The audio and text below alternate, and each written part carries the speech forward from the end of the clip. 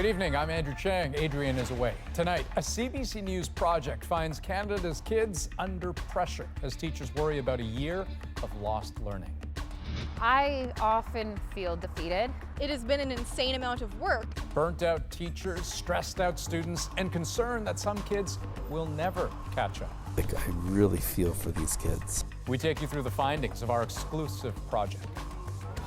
Also tonight, CBC News is on the ground in Israel as the violence worsens. Plus, a mother in Canada anxiously watches as her children live through a nightmare. They keep asking me every day, why you left us? When we are going to meet again? Her appeal to Ottawa. And pubs, hugs, even travel. We haven't seen each other really since Christmas 2019. Yeah. A look into the future as parts of the UK open up, but it comes with a warning. This is The National. Tonight, we zero in on just how much of our kids' education has been compromised by COVID. CBC News reached out to and heard from more than 9,000 teachers, principals, and other staff. Their concerns are the basis for our project called Schools Under Stress. And just think of how difficult things have been under the strain of haphazard scheduling, the challenges of learning online. We have firsthand insight into what students have lost, plus how educators themselves are burning out. We'll try to understand the issues, but also show you solutions. We begin, though, with the high-stakes problems facing high school students. Here's Deanna Sumanak-Johnson on their make or break year. Bridget Salomon has had many reasons to worry during this final year of high school. Among them, just how much or how little she learned. Knowing where I should be versus where I am now is definitely very stressful. Turns out educators across Canada have similar concerns about a learning gap. Almost 3/4 of respondents to the CBC News questionnaire said they were behind schedule on covering the curriculum. About 55% said fewer of their students were meeting the learning objectives, and over 70% of teacher respondents think some students will never catch up. The main cause of this disruption, pandemic shifts between in-person and remote education. But intense learning in small groups to avoid infection didn't help either, says this teacher. They get to see me for 22 days, and they have to pick up everything that they would normally have 5 months to learn. That's actually really rough. I really feel for these kids. Also getting in the way of student achievement, anxiety many have been feeling about the pandemic and stresses at home, says this teacher. Personally, I've had to actually really talk to students one-on-one, see what's going on in their life, and try to adjust my grading and my what I've been teaching according to what's going on in their life. She hopes that same approach will be taken by post-secondary institutions for first-year students in September. And so does grade 12 student Jordan Mutabazi, who knows his education has suffered this year. I'm not too worried, as everyone else going into university is facing the same thing that I am. So I'm not going to be alone in that fact. Alone or not, students and educators will likely be playing catch-up for months or even years to come. So, hey, Deanna, I'm curious, what surprised you about these results in the questionnaire? Andrew, first off, the sheer number of responses we got. More than 9,000 educators felt compelled to share their thoughts. And then secondly, how many teachers were worried about their students' mental health. 90% of those who responded, and that worry was shared among educators coast to coast. And looking ahead to the fall, do these educators have solutions in mind? Andrew, they sure do. Most of them have said they'd like to see the provincial governments get involved to attend to those mental health crises and educational shortfalls. And then there were some more radical solutions proposed. Quite a few teachers actually wrote to us to say that they would like to see the students be allowed to repeat the whole year. Andrew. Wow. Okay, Deanna Sumanak-Johnson, thank you. Well, Canada is getting closer to another devastating milestone in its COVID-19 story, approaching 25,000 deaths since the pandemic began. But despite that terrible toll, there is hope in many provinces that the worst could soon be behind us. since peaking last month. The number of new cases in Canada has been on a steady downward slope. Most provinces are now seeing daily case rates falling or flattening. But in Manitoba, a different story. Their latest wave has surged in recent weeks, making it now the country's leading COVID-19 hotspot. With Manitoba's healthcare system under growing strain, officials are warning more public health restrictions are still on the table. And as Cameron McIntosh explains, it is tough news to swallow for a province already feeling pandemic fatigue. She can't see friends. She relies on texts and social media. At 13, it's just not the same. On my phone, the cover for the back screen is, "It'll get better, just keep waiting till next week." For Natasha Simon, next week is always just like the last. Out of school, out of touch. I have had very many low moments, and too often I've realized, and I could say the same for my friends as well. 15 months that we've been dealing with COVID-19. Manitoba's chief medical officer admitting messages to follow the fundamentals are also getting tired as the province leads the country in per capita infections. There are now more COVID patients in ICU than there were actual ICU beds pre-pandemic. Last week, the government closed schools, restricted gatherings, and retail access. So far, it's resisted a stay-at-home order, but we don't take things off the table if we're going to protect Manitobans if necessary. Why has the Premier and the Cabinet failed to protect people in our province? The Premier blames those breaking the rules. COVID numbers that are extremely high right now are going to continue to be high if people won't follow the public health orders. But some doctors say Manitoba's orders should have gone further, faster. But I think there were enough hints all around us and enough experience with the second wave that we could have acted sooner. The push is on to vaccinate all Manitobans over age 12. This clinic, geared at the Indigenous population, still among the province's hardest hit. I've waited patiently all these months, and it feels like my patience has been awarded with the vaccine.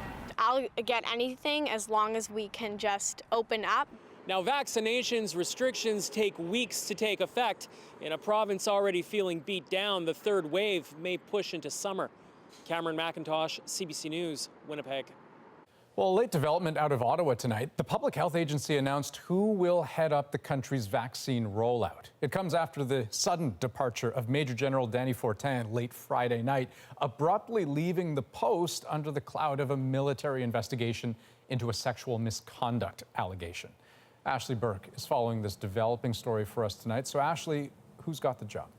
Well, Andrew, her name is Brigadier General Krista Brody. She's a logistics officer who's been in uniform for more than 30 years, serving on deployments overseas in Croatia, Bosnia, and Afghanistan. She was the first woman to command one service battalion, one of the military's largest units. Brody was also a key member of Major General Fortin's team, part of the initial military group seconded to the Public Health Agency to plan for vaccine distribution. Now, that agency says Brody's return to the file allows for a seamless transition. Okay, and Ashley, what more can you tell us about Fortin tonight?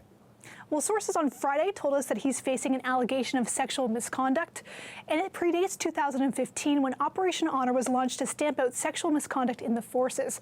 In a statement tonight, Fortin's lawyer said he denies the allegations. Of course, this is just the latest in the military's misconduct crisis. Fortin joins a list of half a dozen military leaders who have come under fire over allegations. Andrew? Okay, Ashley Burke in Ottawa tonight. Thanks. Thank you. Today, Joe Biden gave a boost to the global vaccine supply. He said in the coming weeks, the United States will start sharing its stockpile with the world by shipping out a total of 80 million doses. Katie Simpson now on where they could be going. With the country on track to soon have enough shots for all eligible Americans, the president announced his new plan to increase U.S. vaccine donations, with the first shipments set for late June. We know America will never be fully safe until the pandemic that's raging globally is under control. To ensure equitable distribution, the shots will be given to the International Vaccine Sharing Initiative known as COVAX. We'll share these vaccines in the service of ending the pandemic everywhere. And we will not use our vaccines to secure favors from other countries. Joe Biden has been under intense pressure to increase donations. especially as India, the world's largest vaccine producer, halted exports to fight its own horrific wave of illness. And persistent calls from the World Health Organization for countries to end what it says amounts to vaccine nationalism. It wants wealthy countries to stop vaccinating kids and donate those doses to poor countries instead. The big problem is a lack of sharing. So the solution is more sharing. While Canada is part of the COVAX program, both as a donor and a recipient, it's unclear if it will get any of these new shots. One U.S. lawmaker hopes so, as part of the effort to make conditions safe enough to lift border restrictions. Our economies are integrated, and I think that we should be doing everything that we can to help our Canadian friends get vaccinated. The new U.S. donations will include Pfizer, Moderna, Johnson & Johnson, and AstraZeneca shots. But the bulk of the overall American donations will be AstraZeneca, which is still not approved for use in this country. Katie Simpson, CBC News, Washington. Today, fighting between Palestinian militants and Israeli forces entered a second week with more destruction, more death, and no ceasefire in sight. At least 200 Palestinians and 10 Israelis have been killed so far, many of them children, as bombs fall on the Gaza Strip, as rockets fly into Israel. The UN now warns Gaza's power station could soon run out of fuel, and the world is getting more worried as each day passes. Margaret Evans is in Jerusalem. Margaret, what's happening there tonight? Well, as you know, Andrew, we are now in week 2 of this conflict, and it started pretty much as week 1 did, with the sounds of rockets and missiles. If Gaza wasn't on its knees before, it is now. Here, exhausted-looking fighters battle ablaze at a factory in the wake of an Israeli airstrike. They've intensified over the past 2 days, and today, one killed a senior Islamic Jihad commander. Israel has pledged to hobble Palestinian militant groups and their ability to hit Israel. It might be working, but it's also taking a terrible toll on the people of Gaza, an impoverished strip of land under an Israeli and Egyptian blockade since 2007.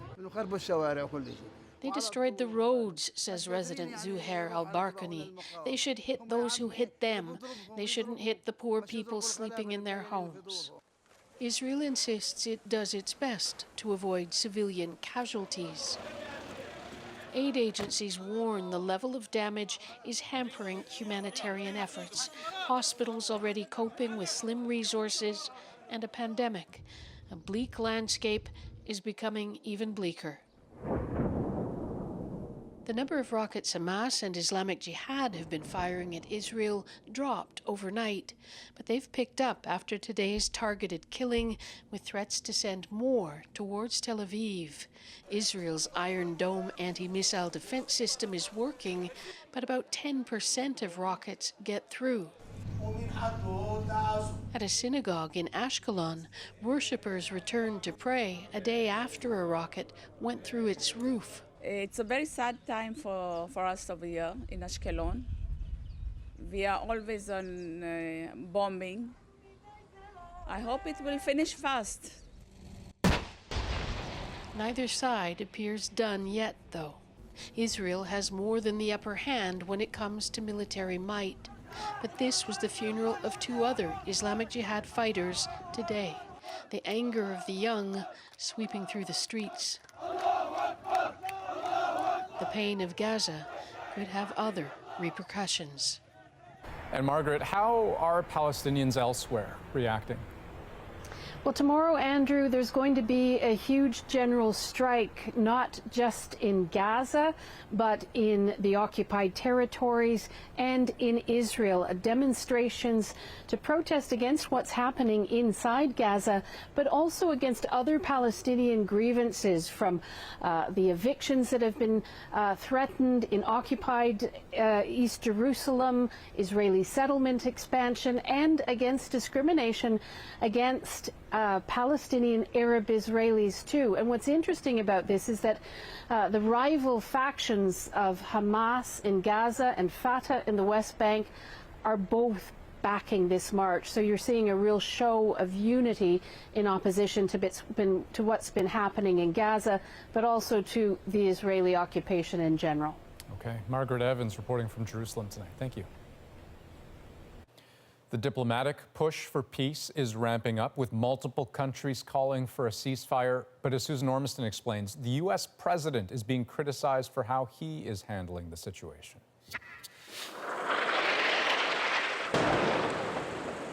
This is President Biden's first full-blown international crisis, and he's being pressured to be more aggressive with Israel.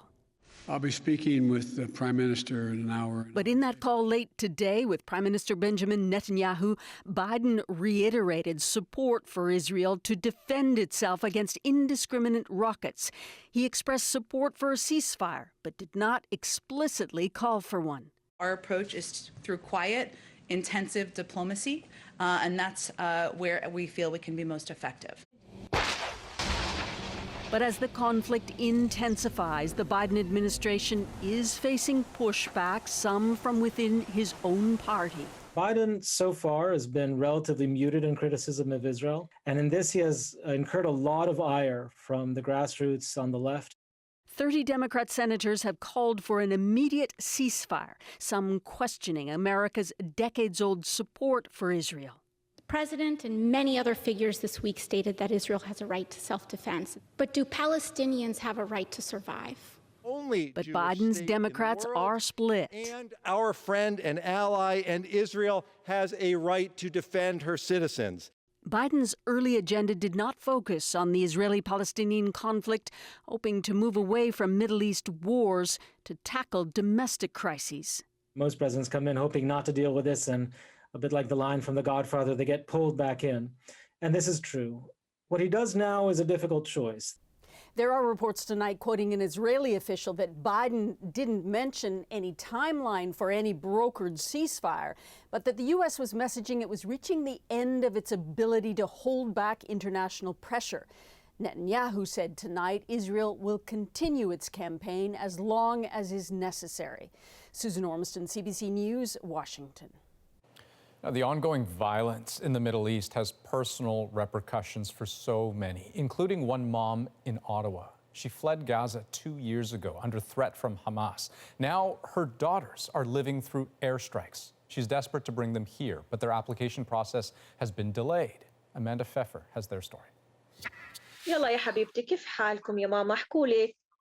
Jihan Kuno hasn't been able to hug her girls since she fled to Canada 2 years ago. But the separation has never been more stressful than during the last week. The girls stuck in Gaza as airstrikes come down nearby. The 6-year-old holds her ears as she talks about the impact of the explosions. After each one, they take shelter in a safe room with other families. These videos taken by the eldest show the chaos. The girls inconsolable. It happened in the middle of a call with their mom. She starts screaming and crying and running. The psychological impact of my kids, they can't manage anymore without me. Kuno fled to Canada in the summer of 2019, when she says her work for an American-funded aid agency in Gaza led to threats from Hamas. Her refugee claim was delayed by the pandemic, but eventually accepted. Last fall, she applied for permanent residence for herself and to bring the kids over. Kuno's lawyer says there is a provision for a fast-tracked application, especially when kids are separated from a parent, but she says even those are delayed. Her application is sitting in an envelope in a processing center. The Canadian Council for Refugees wants to see the time reduced to 6 months in cases like these. They have the right to permanent residence for their children, and yet it's taking 2 to 3 years. What is our particular responsibility as a country towards these children? Meanwhile, the girls are staying with their grandmother. They keep asking me every day, why you left us? When we are going to meet again? I don't have answer. I don't have answer. I feel like there is no hope. There is nothing coming soon. A spokesperson for Immigration, Refugees and Citizenship Canada says the agency required more time to examine Kuno's application before responding. Amanda Pfeffer, CBC News, Ottawa. Okay, we've got some breaking news that we want to get to. Dan Burrett is tracking that for us in Vancouver. Hi, Dan. Andrew, the city of Prince Albert, Saskatchewan has declared a state of emergency tonight as a growing wildfire threatens the city's north end. 36 homes are currently affected, but hundreds of people have been told to get ready to leave tonight if conditions change. Officials say the area is extremely dry right now. 95% of that area is wooded with lots of deadfall. It's creating its own wind tunnel now in front of it because it's got so large. We're fighting a monster. And that's the best way to describe it. It's getting bigger. And Andrew, there are fears things could get worse. Hot and dry weather is in the forecast for Tuesday, making it ideal for this fire to grow. We'll follow the story on all our CBC platforms throughout the night. Back to you. Well, thousands of Canadian teachers have told us they are stressed out, burnt out, and worried about their students. Teachers are definitely feeling it. Ahead in our project looking at education in the pandemic, we ask the experts which kids we should be most concerned for. Nova Scotia's strict border measures leave some homeowners feeling homeless. It's really difficult. I don't know where I'm going. And with indoor pubs, travel, even hugs, it's so good to see you. England takes a step into the future. But is it too soon? We're back in 2.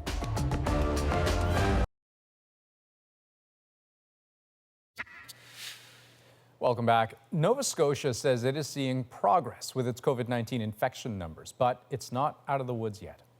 We're not yet seeing the steady decline we had hoped for, and this is going to take some more time.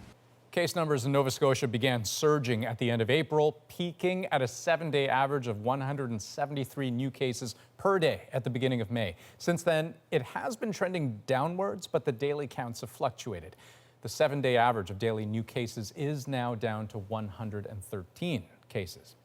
Now, as part of the crackdown to bring those cases down, the province has implemented some of the toughest travel restrictions in the country. But as Kayla Hounsell tells us, that has left some people, including homeowners, in really tricky situations.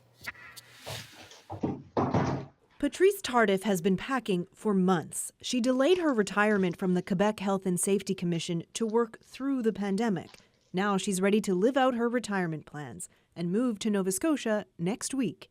My home is completely isolated in Nova Scotia. I have 7 acres. My closest neighbor is a kilometer away. But Nova Scotia won't let her in. The province has significantly tightened its border, trying to battle a huge surge in cases. The province is allowing some exemptions for people who have purchased homes before April 21st, for example. Tardif was denied because she's owned this property for years, but now her home in Montreal has sold. It's really difficult. I don't know where I'm going. I'm out on the street as of the 25th of May. We sold our house in Maple Ridge, British Columbia. This couple does meet the exemption requirements, but still got turned away at the border. It was perfectly fine when we left. They said, yeah, you can still come. So we left and we started driving.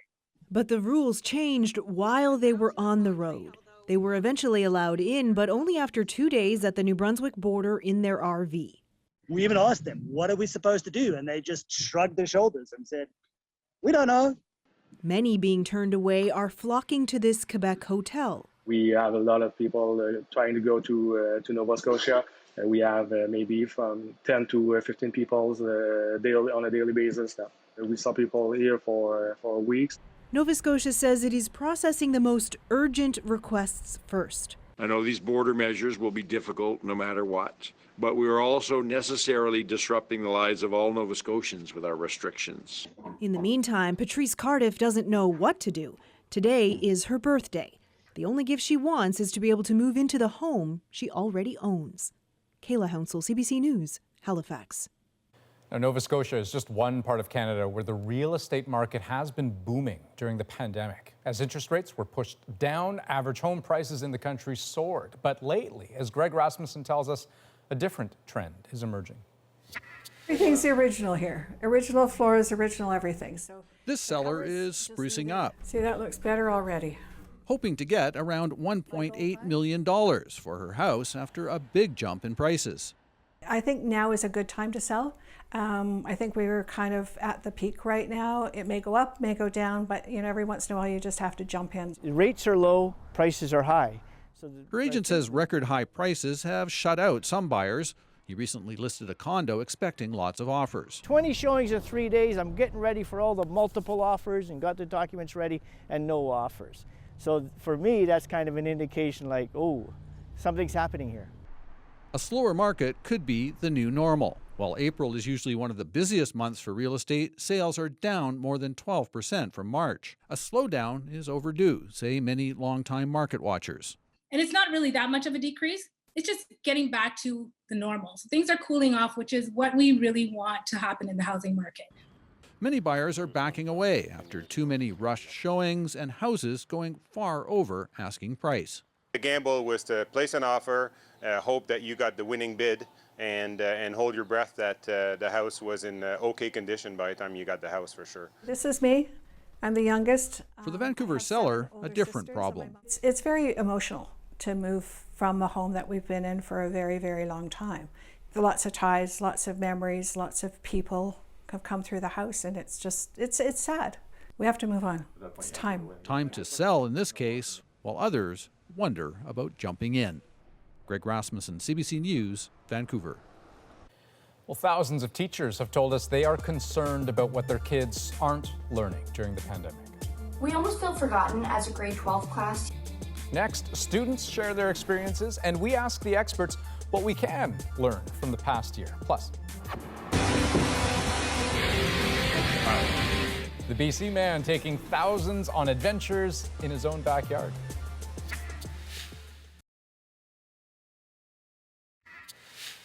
Welcome back. CBC News has heard from thousands of teachers about the damage to kids' education from a school year fractured by COVID. We showed you their stark concerns revealed through their responses to our exclusive questionnaire. And in a moment, we'll get you practical advice from tonight's panel. But first, reports from the front lines of learning.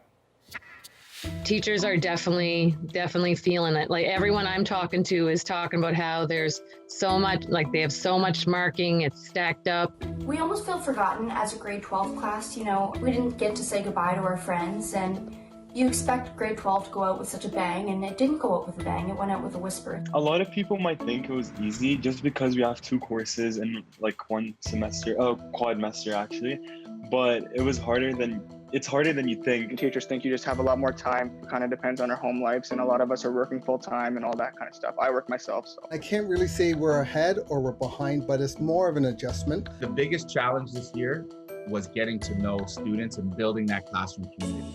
They've been so lonely, just missing their friends and not having that peer social interaction. It was something like I always look forward to like doing and going to school for was the sports, and now it's gone. You go 13 years of school like waiting for this big year, and not being able to have it the way you wished you could is really upsetting.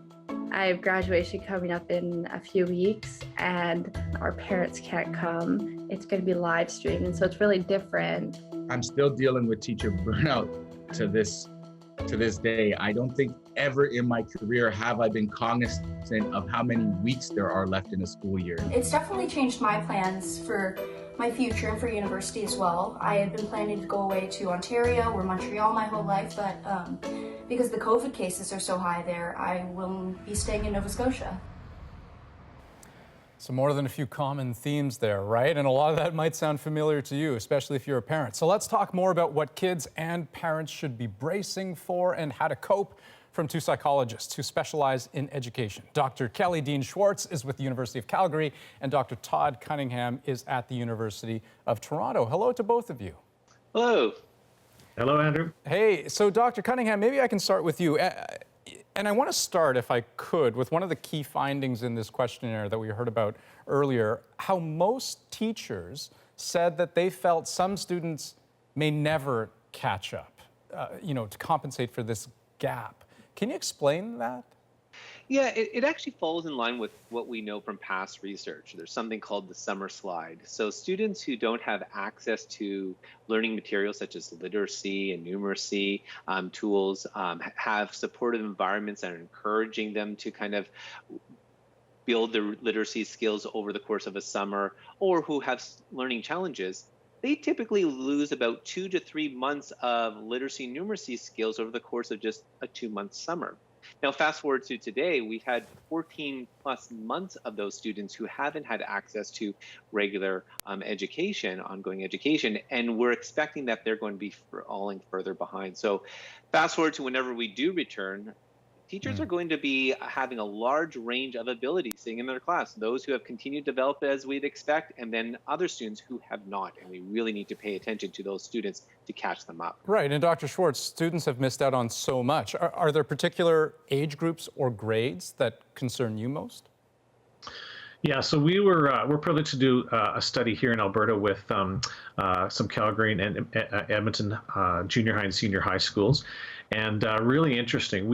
It was something that we again knew from the literature that we thought we'd see differences between kind of early adolescence and mid and older adolescents.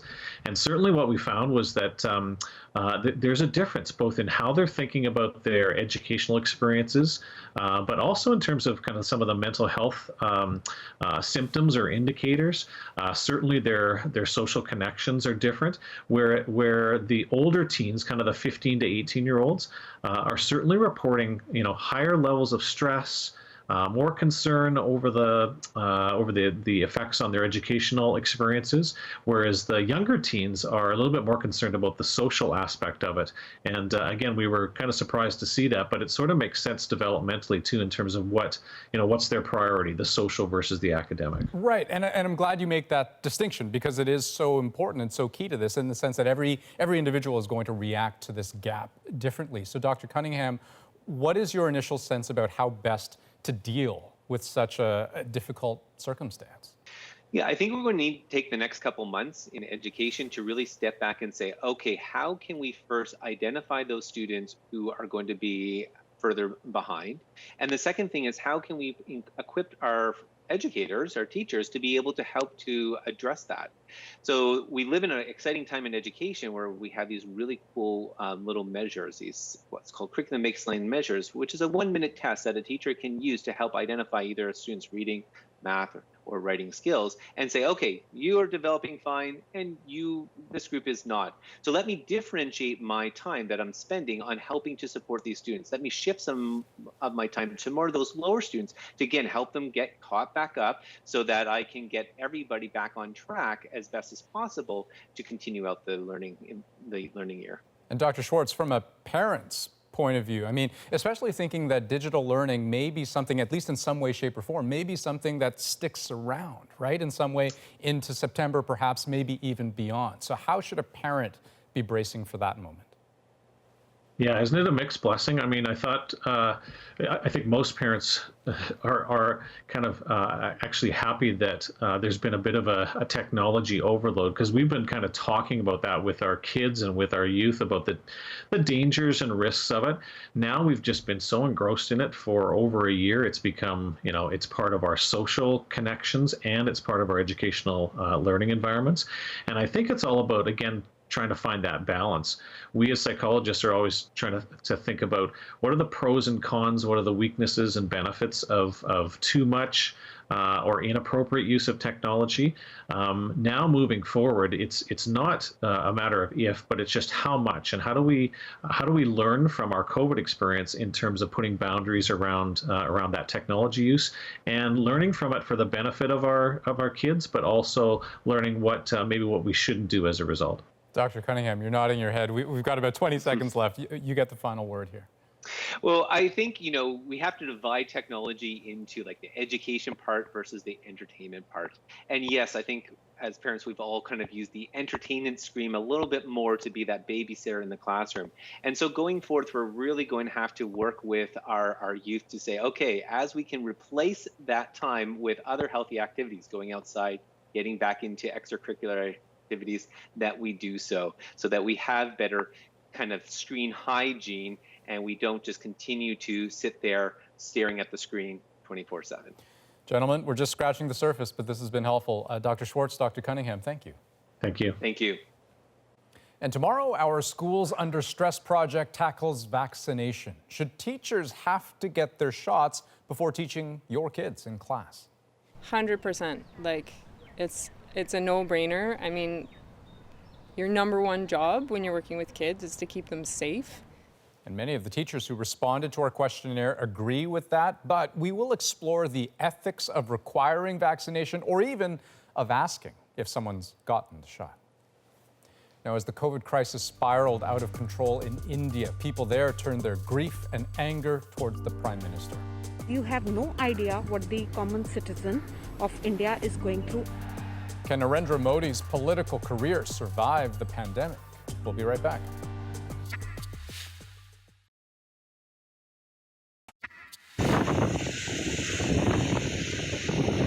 A powerful cyclone has made landfall on India's western coast, narrowly missing the city of Mumbai. At least 12 deaths have been reported, and hundreds of thousands have had to flee their homes. The cyclone has even forced the suspension of some vaccination efforts in the region as a COVID wave overwhelms the Indian healthcare system.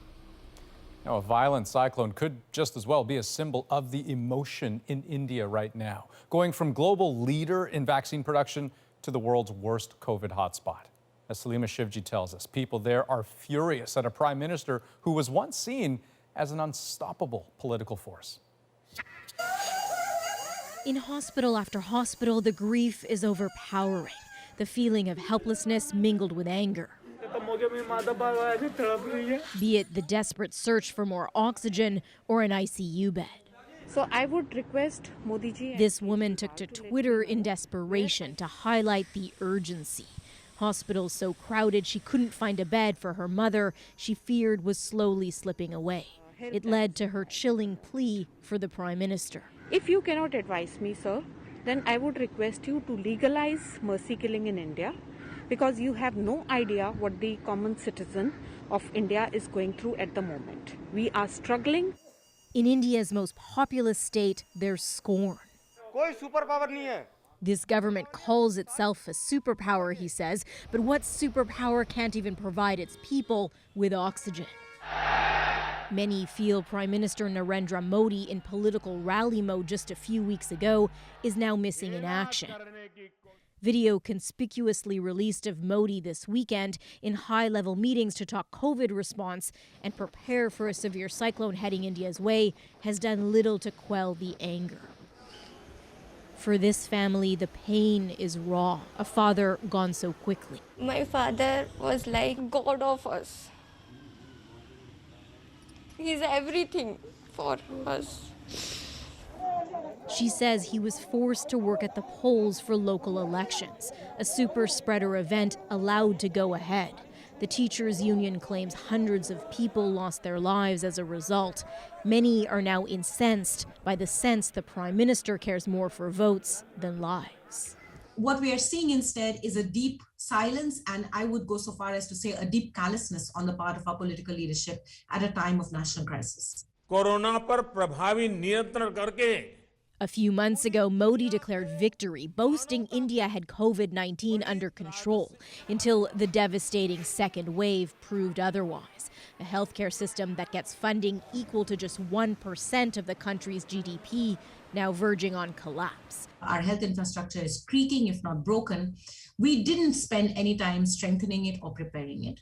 Rather, we fell into the trap of assuming that there was such a thing as Indian exceptionalism. Polls suggest Modi's popularity has dipped to its lowest point in 2 years, a low he's not used to. He's become what I would describe as a Teflon man. In other words, the political challenges and political vulnerability, things like that, it doesn't stick to him. But this time, the anger and the anguish is more widespread. A country that prides itself on not needing foreign aid is watching plane after plane touch down. Loaded with supplies officials struggle to distribute. A dent to Modi's preferred image of a strong India and his own brand. Still, many say the Prime Minister is a skilled politician. What Modi has shown over the years is that he has a remarkable ability to rehabilitate himself and reinvent himself. He's also a leader with time on his side. The opposition is weak, and the next general election is a full 3 years away. They will do what they have already begun to do. They're going to change the subject. Counting on a nation somehow forgetting this pain. Salima Shivji, CBC News, Ottawa. Well, much of the United Kingdom took a big step today towards a new normal. Oh, babe, it's so good to see you. Hugs, indoor pubs, fitness classes, even travel. Quite a thrill for lots of people, but there is risk. We'll take you there.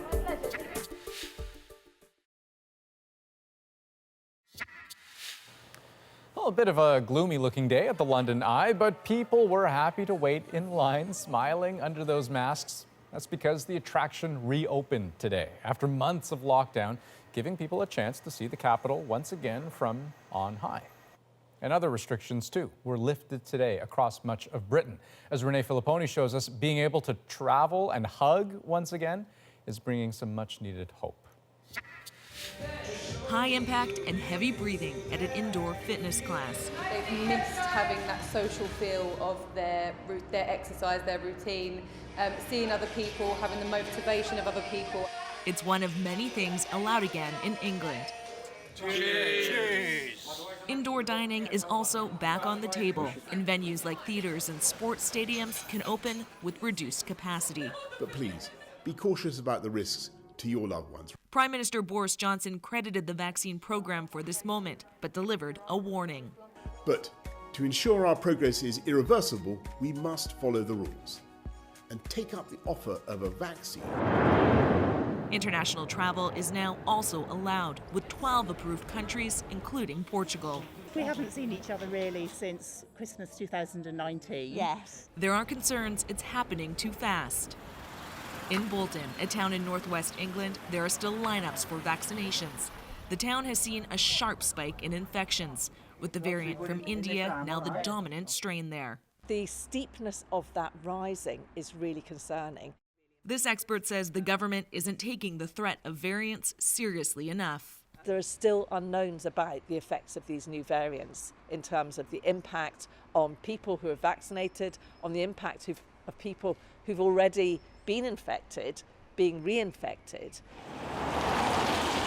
At the Royal Opera, rehearsals have been underway in preparation for tonight's first live audience of the year. I think that we're in a good place to start again and to make all the work that we want to in the way that we love.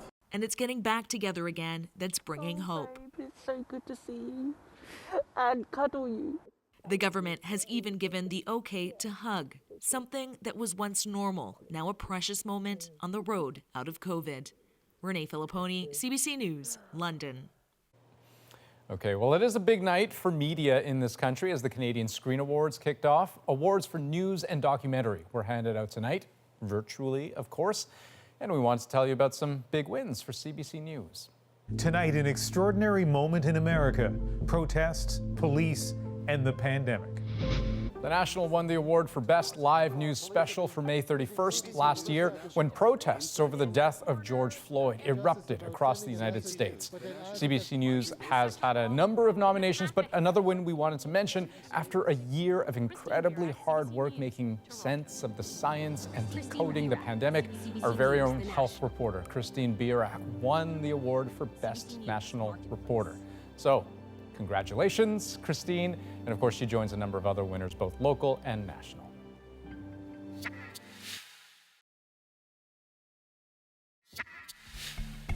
Well, if you're on TikTok, you might already know Vancouverite Ben Kelchinski. He's got 1.4 million followers there. And it's no surprise because he makes videos that are kind of pandemic perfect, taking locked down viewers along for an adventure in beautiful BC, whether they want to come or not. His trendy TikTok treks are our moment. You want to come explore with me? Too bad, you're coming. Since kind of the pandemic, we're fortunate enough here in Vancouver to have a lot of access to beautiful parks and amazing hikes, and I've really felt myself growing more connected to nature and doing things on my own.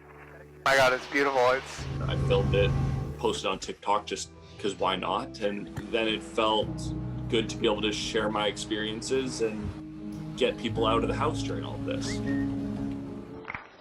The majority of those places are parks. Like they're like parks with parking lots. I get a lot of very nice messages, and I think it helps a lot of people, and it helps me be in there when everybody was at home and wanting a sense of adventure that I was able to give them. Until next time, thanks for coming. Love it. So he says he, generally tries to stay within an hour of where he lives. Usually he's only going about 20 minutes out of the city. And I got to say, I've lived in Vancouver, lived there for 5 years. Those video clips, what an excellent reminder of how genuinely, breathtakingly beautiful British Columbia really is. That's The National for this May 17th. Have a great night.